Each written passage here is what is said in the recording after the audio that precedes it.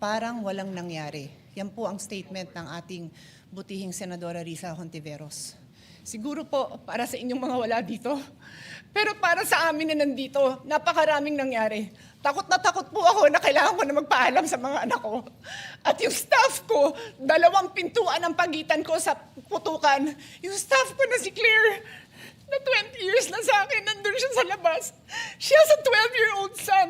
Kinuwento niya sa akin lately na tumatakbo siya, hindi niya alam kung saan siya pupunta. Kaya para sabihin niyo na walang nangyari. Napakasakit para sa aming lahat na nandito.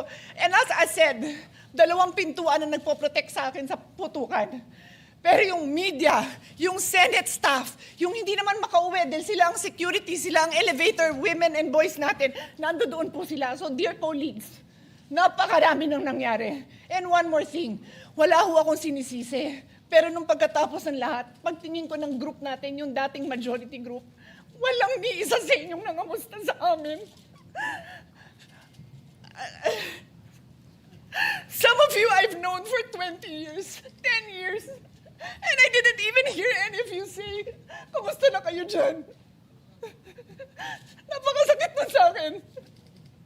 Sobrang sakit.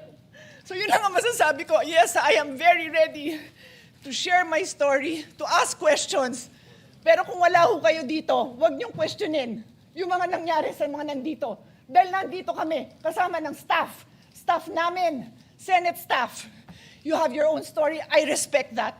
But please respect my own story. Thank you, Mr. President.